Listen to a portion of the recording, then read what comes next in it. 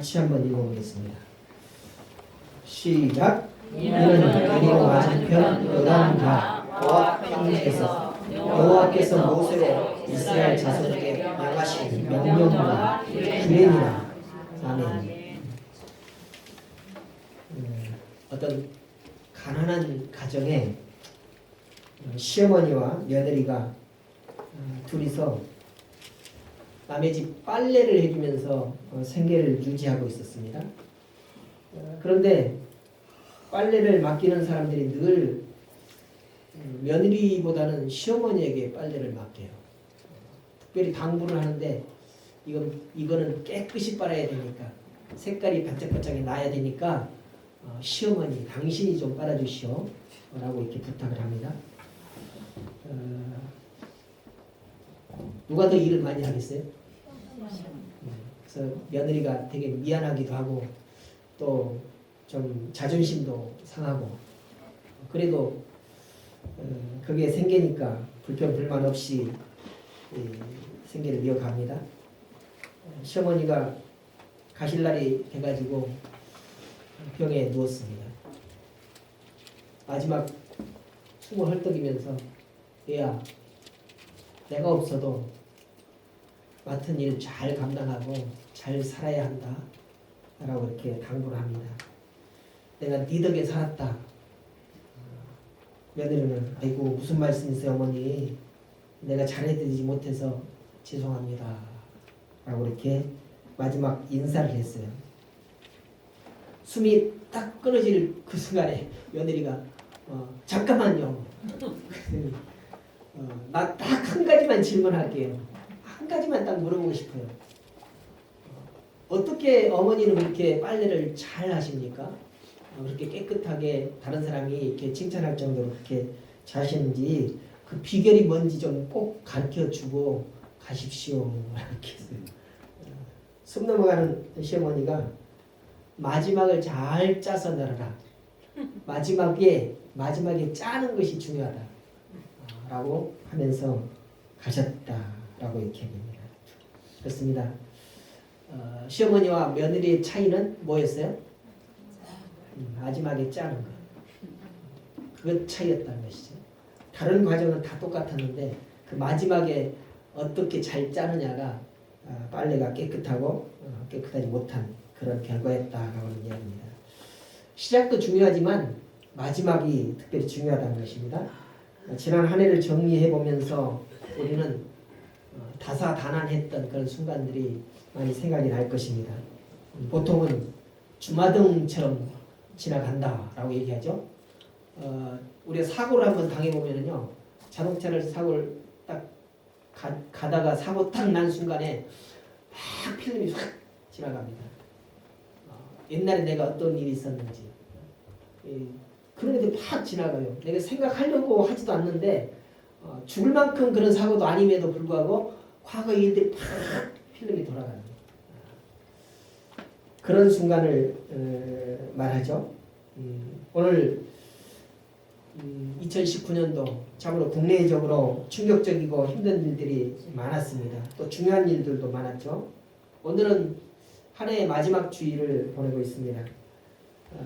믿음으로 시작을 했다면은 우리 마지막도 믿음으로 끝내야겠죠. 그래서 믿음으로 시작한 해 믿음으로 잘 마무리할 수 있기를 주님의 이름으로 부탁을 드립니다. 오늘 본문 말씀은 민수기의 마지막 장 마지막 절입니다. 그래서 이스라엘 백성들이 출애굽해서 시내 광야에서 인구 조사를 하죠. 시내 산을 출발해서 40년 동안 광야를 생활하다가 드디어 가나안 맞은편, 여리고 맞은편, 요단강 가에 모압 평지에 서서 지금 가나안 땅을 바라보고 있다라고 하는 것을 오늘 말씀을 우리에게 증거해 주고 있습니다. 이 기록은 단순해 보이지만 여기에는 40년의 광야 생활을 다 마쳤다라고 하는 그런 특별한 의미가 담겨져 있습니다. 그래서 이 본문이 한 해를 마감하는 우리에게 어떤 의미를 주는가 살펴보면서 은혜되는 시간 갖기를 원합니다. 첫 번째로 이들은 지금 여리고 맞은편 모압 평지에 서 있다는 거죠. 하나님께서 이스라엘 백성들에게 약속하신 땅은 모압 땅이 아닙니다. 모압은 지금 현재로 얘기하면 요르단이라고 하는 그런 나라의 땅입니다. 요르단. 그러나 하나님께서 약속하신 땅은 가나안 땅이죠. 지금 현재는 이스라엘이라고 하는 그런 땅입니다. 그런데 오늘 모세는 신의 광야 해막에서 하나님의 말씀을 듣고 출발했습니다. 1장 1절 한번 보십시다. 민수기 1장 1절.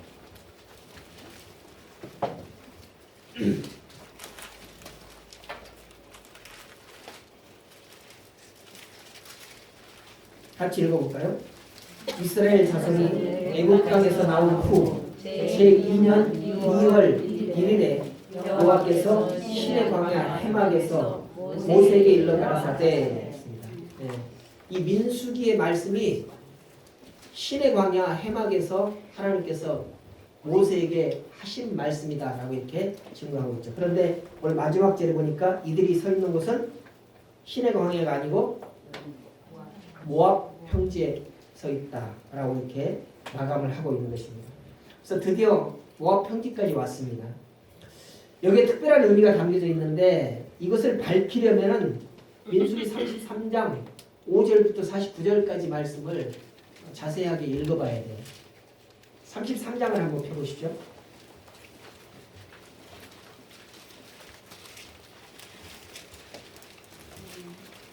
5절만 한번 같이 읽어보겠습니다. 시작. 이스라엘 자손이 라암셋에서 발행하여 숫곳에 진쳤고 네. 라암셋은 그 우리 뭡니까 예능 프로그램에서 이렇게 하는 거 있죠? 궁극다. 그러지 거기에 지명이 나오는 뭐라고 나오죠? 어디가 나와요? 지명. 우리나라 지명이 아닌데 다른 나라 지명이 나와가지고 살짝 피해가는 그 단어가 있어요. 어디에? 청년들. 말씀을 읽고도 모르는 거지. 다시 한번 33장 5절 읽겠습니다. 시작. 이스라엘 자손이 라암셋. 거기 보면은 람세스 얘기하잖아요. 그죠? 람세스가 라암셋입니다. 지금의 애국 땅의 그 한 지역이 라암셋입니다. 라암셋에서 발행을 했다, 나왔다라고 이렇게 말씀을 하고 있어요. 그러면서 쭉 읽어보면은 발행을 해서 진쳤다, 발행해서 진쳤다, 발행해서 진쳤다 이렇게 쭉 그렇게 말씀이 진행이 되고 있습니다. 그래서 진을 친 곳을 이렇게 찍어보니까 이름이 한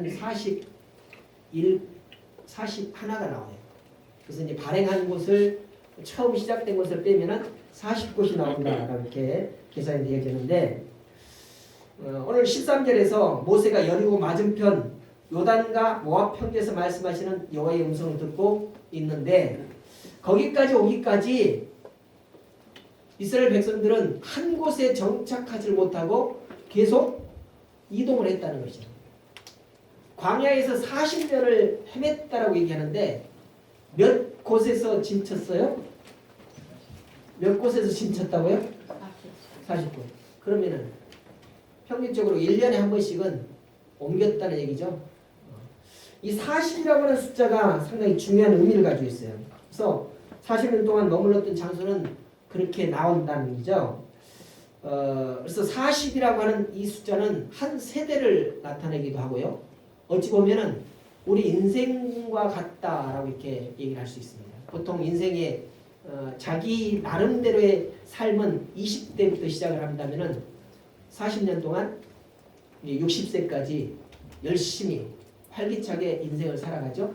60세 이후면 요즘은 또 60세 넘어도 활기차게 살아가고 있습니다면은 보통 옛날 그런 시대로 보면은 60세면은 인생을 다 살았다. 나머지는 정리할 시간이다 이렇게 봤을 때 한 세대로 이렇게 볼 수 있는 것입니다. 그리고 이 40곳은 모두 다 사연이 있는 그런 장소예요. 사연 있는 장소인데 이스라엘 백성들의 이 40곳에서 진칠 때의 사연들을 보면은 하나님의 백성이라고 하면서도 하나님의 마음을 기쁘시게 해드리는 그런 사연이 아니라 늘 하나님을 노엽게 해드리고 마음 아프게 해드리는 그런 사연들이 곳곳에 있는 것입니다. 그래서 우리가 잘 알듯이 마라라고 하는 것에 진쳤을 때 그곳에서는 마라에 물을 마셨는데 쓴물이 나왔죠. 마라의 쓴물이라고 하는 것이고 또 르비딤이라고 하는 곳에 진쳤을 때는 그들이 물이 없다라고 모세에게 원망을 하다가 징계를 당하는 그런 곳이었습니다. 그래서 그곳을 무리바라고 이렇게 얘기를 했고 기브롯 핫다와라고 하는 곳이죠. 거기는 그들이 우리가 애굽에서 살 때는 애굽 사람들의 부엌에서 이렇게 산에서 떨어지는 그 부스러기 고기라도 먹고 살았는데 광야에 나오니까 하나님의 인도하심을 받는데도 불구하고 고기를 맛도 못 봤다라고 이렇게 불평불만하니까 하나님께서 메추라기를 주십니다. 그리고는 그 메추라기를 잡아먹고 이빨 사이에 낀 이 고기 부스러기를 빼기도 전에 징계를 받았잖아요. 그래서 탐욕의 무덤이다라고 하는 그런 지명을 얻기도 했습니다만은 그래서 광야 40년이라고 하는 이 숫자는 이스라엘 백성들의 일생이다라고 이렇게 얘기를 해도 과언이 것입니다. 그래서 그들은 이 40년 동안 참으로 하나님께 기쁨을 드는 것이 아니라 부끄럽고도 죄송스러운 그런 삶을 살았다는 것이죠. 여러분의 40년은 어떻습니까? 여러분의 삶의 40년은 늘 기쁨만 드리는 그런 삶이 있는지 아니면 아프게 드리고 죄송한 마음의 그런 삶을 살아셨는지 어떠셨어요? 묵묵부답, 네? 유구무원, 할 말 없음. 보십시오. 이스라엘 백성들이 그렇게 40년 동안 40곳에서 진치면서 돌아다녔는데 늘 하나님의 마음을 아프게만 해드렸거든요. 하나님을 노엽게만 해드렸거든요.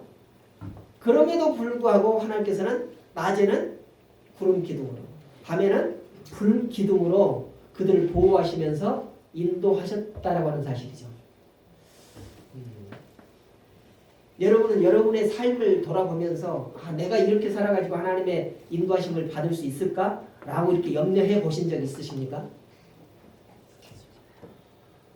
뭐라고 반응 좀 하십시오. 고개를 깍깍하든지 아니면 이렇게 하시든지 아니면 대답을 하시든지 어떠셨어요? 그랬잖아요. 내가 과연 이렇게 살아갔는데 하나님께서 나를 봐주시고 나를 좀 인도해 주실까?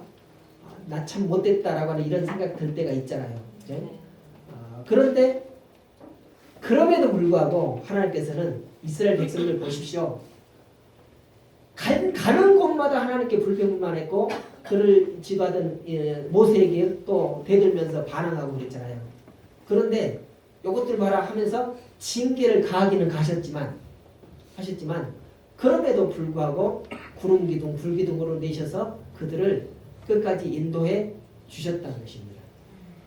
이 사실이 우리에게는 큰 위로로 다가오지 않습니까?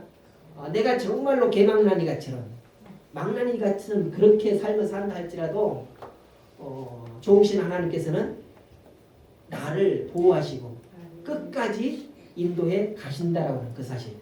이게 바로 이 말씀이 바로 우리에게는 큰 위로의 말씀이고 기쁨의 말씀이다라고 하는 것입니다.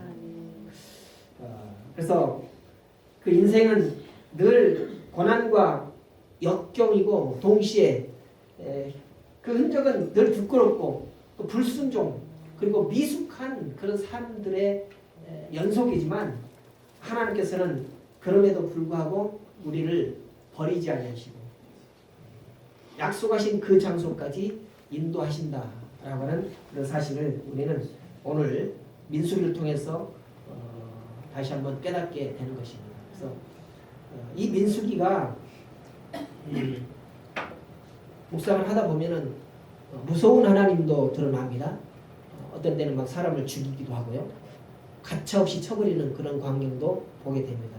그러나 마지막 결론을 보면은 그런 여러 가지 어려운 상황, 그런 여러 가지 우리의 불순종의 그런 상황 속에서도 하나님께서는 사랑하는 백성들을 끝까지 놓지 아니하시고 인도해 주셨다라고 하는 그런 결론을 우리는 얻게 되는 것입니다. 그래서 그렇게 미숙하고 또 불평 많고 어리석고 그렇게 그런 그들을 하나님께서는 선민이다라고 이렇게 칭해 주셨습니다. 그래서 그런 선민들을 지키시고 인도하셔서 오늘 가나안의 일꾼 모압 땅 평지에 이렇게 이르렀다는 것이죠. 상담을 하다 보면은요, 상담학에서는 내담자가 오면은 그 사람의 옛날 것을 이렇게 꺼내는 그런 과정이 있어요. 옛날에 그 사람이 어떻게 살아왔는지, 어떤 생각을 가지고 사는지, 그래야 그 사람의 현재 상태가 왜 그런지를 알 수 있다는 거죠. 보통은 우리 속에 나 자신도 평소에 느끼지 못하는 그런 감정들이 있어요. 마치 저기 북반구 그쪽으로 가면은 바다에 보이지 않는 거대한 이렇게 덩어리들이 있죠. 얼음 덩어리들. 그렇죠? 얼음 덩어리들이 바다 수면 위로 올라오고 있는 부분은 아주 작습니다. 작아요. 그런데 이것을 무시하고 그냥 막 배를 몰고 갔다가는 난파가 되죠. 왜요? 그 속에 엄청난 큰 얼음 덩어리가 있기 때문에. 우리 속에도 그렇다니요. 우리 밖으로 드러내지는 우리의 속성, 우리의 품성 이런 것들은 아주 작아서 이것만 가지고는 판단하면 잘못 판단할 수가 있다는 거죠. 그러니까 그 안에 내면에 엄청 큰 우리의 숨겨진 그런 속성들이 있다는 거죠. 이것들이 한번 폭발하게는 우리 대부분 이렇게 놀래죠. 저 사람 속에 저런 게 있었나? 저런 특성, 저런 성격이 있었나? 라고 하면서 놀래 자빠지는 거예요. 모든 사람들에게 다 있다는 거죠. 그래서 이런 과정을 통해서 저 사람 속에 뭐가 있는가, 어떤 성격을 가지고 있는가를 막 꺼집어내는 것이 상담사의 역할이에요. 그래서 자기 자신도 알지 못하는 그런 성격 때문에 다른 사람을 대할 때 이렇게 나온다라는 것을 알려주는 거예요. 상담사가 문제를 딱 꼬집어서 막 해결해주고 그런 사람은 아닙니다. 그 사람이 가지고 있는 그런 성격들, 품성들을 꺼내서 스스로 알게 해주는 것. 이것이 상담사의 역할인데 오늘 우리도 마지막 때에 내 살아온 일련의 과거를 한번 쭉 돌이켜보면은 나도 알지 못했던 어떤 나의 성격들이 나오고 나의 품성들이 나오게 된다. 그래서 그것들을 돌아보는 시간이 한 해의 마지막 시간이 되어야 할 것입니다. 그렇게 되면은 우리 과거 속에 내게 있었던 허물, 또 미숙함, 또 내가 나타냈던 그런 불평과 불만 이런 것들이 과연 합당한 것들이었는가, 옳게 그것들이 분출되었었는가, 아니면 그렇지 않아도 되는데 분출이 되었는가라고 하는 것이죠. 여러분 어린 아이들은 어때요? 화내지 않아야 될 부분에서 막 화를 내고 그러잖아요. 근데 성인은 그렇지 않아야 되거든요. 화낼 부분에서는 화낼지라도 화내지 않을 부분에서는 화를 안 내야 되는데 엉뚱한 데서 막 화를 낸다거나 분노를 표출하게 되면은 뭐라고 해? 보통 성격이 미수가 같다라고 이렇게 얘기합니다. 어린 아이와 같다는 거죠. 우리에게도 모두가 완벽하진 않지만 그런 면들이 있다는 것입니다. 그래서 그런 면들을 한번 생각을 해보고 내가 과거에 이런 일이 있었는데 이때 내가 그렇게 과연 행동을 했어야 되는가, 그런 말을 했어야 되는가를 되짚어 보면서 내 삶이 성숙한 삶을 살았구나, 미숙한 삶을 살았구나 라는 것을 다시 한번 깨닫게 되어진다는 것입니다. 그래서 오늘 이 민수기의 내용, 이 모세가 모압 평지에서 이스라엘 백성들을 향하여서 설교를 하는데 그 내용이 신명기거든요. 이 민수기의 마지막 부분에서 이 모압 평지에 서서라고 이렇게 가나안 땅을 바라보면서 그냥 헛된 생각만 할까요? 모세가 왜 하나님께서는 나를 저 땅으로 인도해 가시세요? 왜 저 땅에 못 들어가게 하실까? 라고 이렇게 불평불만을 내뱉을까요? 아니란 얘기입니다. 신명기의 내용을 보면은 그게 아니에요. 하나님께 대한 불평이 아니라 그동안 하나님께서 부족함에도 불구하고 모자란 것 투성임에도 불구하고 나에게 이 많은 민족을 이끌어올 수 있도록 해주신 것에 대해서 생각을 하고, 그리고 나는 비록 가나안 땅에 들어가지 못하지만 너희 백성들은 가나안 땅에 들어가서 하나님께서 우리에게 향하신 이런 뜻이 마음이 이것이니 이것을 잊지 말고 지키라 하고 하는 것이 바로 신명기의 말씀이에요. 오늘 모세가 그 말씀을 하기 위해서, 설교를 하기 위해서 지금 이곳에 머물러 있습니다. 그 머물러 있는 이 과정 속에 모세의 심령을 한번 생각을 해보십시오. 심정을 한번 생각해 보자는 것이죠. 여러분이 언제일지는 모르지만은 여러분 자손을 앞에 두고 얘들아 내가 마지막으로 너희에게 부탁한다 라고 하면서 유언 같은 그런 말씀을 남길 때가 있을 것입니다.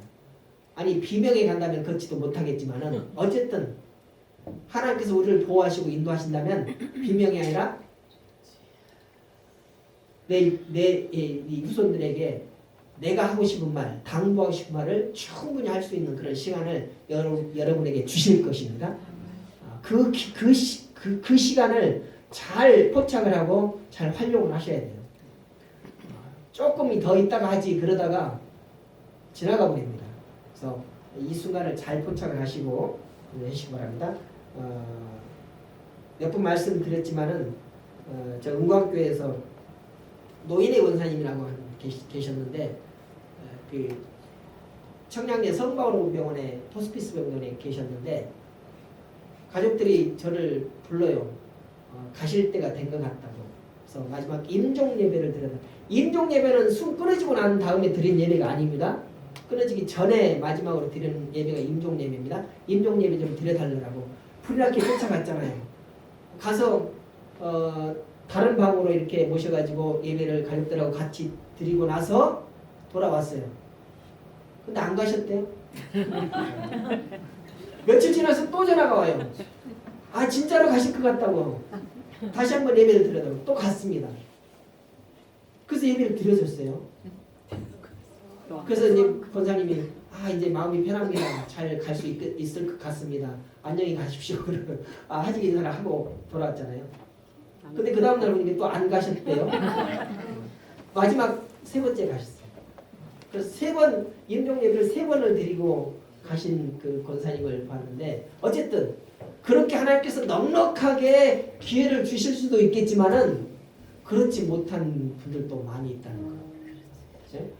여러분이 만약에 그런 시기가 된다면은 꼭 살아계실 때 자녀들에게 야 임종 예배 드리자 라고 말씀을 하셔야 돼요. 그거 하지 못했다가 그냥 숨 붙지 있지 않는 상태에서 임종 예배 드리면은 얼마나 낭패입니까? 그래서 그런 시기도 잘 아셔야 되겠고, 오늘